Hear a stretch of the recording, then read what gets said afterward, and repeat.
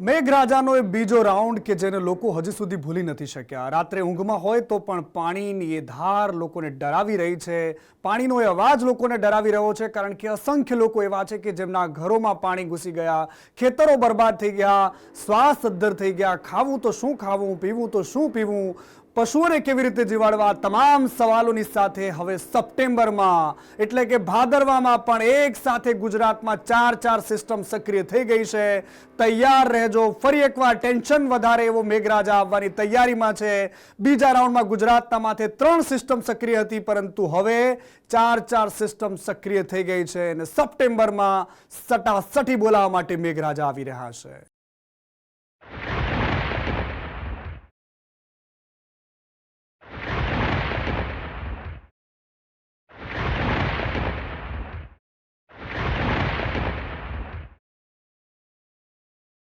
મેઘાનો ત્રીજો રાઉન્ડ થયો શરૂ.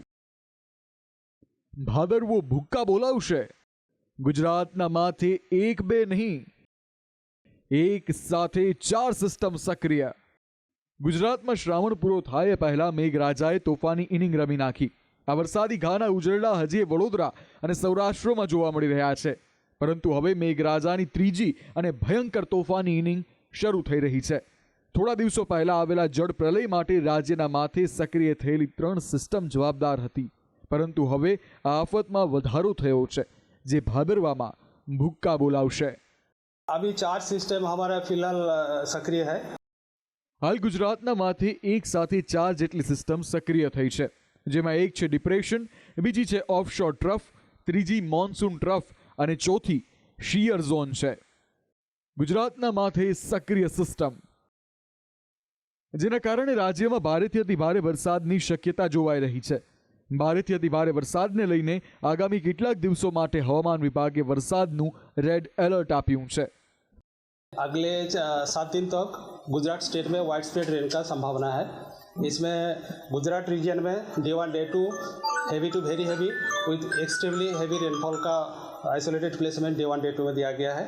एंड डे 3 से डे 3 आपका heavy to very heavy isolated places में है, और डे 4 से डे 6 तक आपका हैवी रेनफॉल का वार्निंग है. और सौराष्ट्र कच्छ के लिए डे 1 में हैवी रेनफॉल का वार्निंग है, डे 2 डे 3 में heavy to very heavy isolated places में, एंड डे 4 में हैवी रेनफॉल का वार्निंग दिया गया है. શ્રાવણમાં જળ પ્રલયે મચાવેલી તબાહી અને તારાજી જોતા ભાદરવામાં આવું કંઈ ન થાય તે માટે તંત્ર દોડતું થયું છે.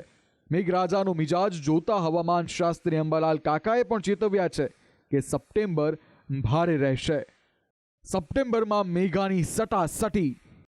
મહિનાના શરૂઆતથી અંત સુધી રહેશે વરસાદ. નદીઓમાં ફરી આવશે ઘોડાપૂર. અંબાલાલ પટેલ કહી રહ્યા છે કે લોકોએ ચેતવાની જરૂર છે. સપ્ટેમ્બરમાં તોફાની વરસાદ નદીઓમાં પૂર લાવશે. અરબ સાગરનો ભેજ, બંગાળ ઉપસાગરની એક પછી એક બનતી સિસ્ટમો આના કારણે ગુજરાતમાં હજુ પણ વરસાદ થવાની શક્યતા રહેશે, જેમાં સપ્ટેમ્બર તારીખ 2થી હવામાનમાં પડતો આવશે અને સપ્ટેમ્બર 4 તારીખમાં ગુજરાતના ઘણા ભાગોમાં ભારે વરસાદ થવાની શક્યતા રહેશે. મધ્ય ગુજરાતના ભાગોમાં ભારેથી અતિ ભારે વરસાદ થવાની શક્યતા રહેશે. અમદાવાદ, ગાંધીનગરના ભાગોમાં વરસાદ થવાની શક્યતા રહેશે. આ ઉપરાંત પંચમહાલના ભાગોમાં હળવાથી ભારે, સાબરકાંઠાના ભાગો, ઉત્તર ગુજરાતના ભાગો વરસાદ થવાની શક્યતા રહેશે. મધ્ય ગુજરાતના કેટલાક ભાગોમાં નાની નદીઓમાં પૂર આવવાની શક્યતા રહેશે. દક્ષિણ ગુજરાતની કેટલીક નદીઓમાં પૂર આવવાની શક્યતા રહેશે. નર્મદા ડેમનું જળસ્તર વધશે અને લગભગ દક્ષિણ ગુજરાતની નદીઓનું પણ જળસ્તર વધવાની શક્યતા રહેશે. આ સાથે અંબાલાલ પટેલે કહ્યું કે આગામી 3-4 દિવસ ભારે વરસાદની સાથે સપ્ટેમ્બરના મધ્યમાં પણ મેઘો ધડબડાટી બોલાવશે. સપ્ટેમ્બરમાં હજુ તારીખ 6-7 સપ્ટેમ્બર, તારીખ 14 સપ્ટેમ્બર, તારીખ 17 સપ્ટેમ્બર અને તારીખ 22 સપ્ટેમ્બર આસપાસ પણ બંગાળ ઉપસાગરમાં સિસ્ટમો સક્રિય થઈ રહેશે, જેના કારણે પણ ગુજરાતમાં વરસાદ થવાની શક્યતા રહેશે. અને તારીખ 17 સપ્ટેમ્બર આસપાસ રાજસ્થાનના ભાગોમાંથી ચોમાસું વિગ્રહ થવાની શક્યતા રહેશે. શ્રાવણમાં જતા જતા મેઘાએ મારેલા વરસાદી ઘા જોતા લોકો હચમચી ગયા હતા. તેવામાં ફરી ભાદરવામાં મેઘો ભરપૂર વરસે તેવા એંધાણ છે.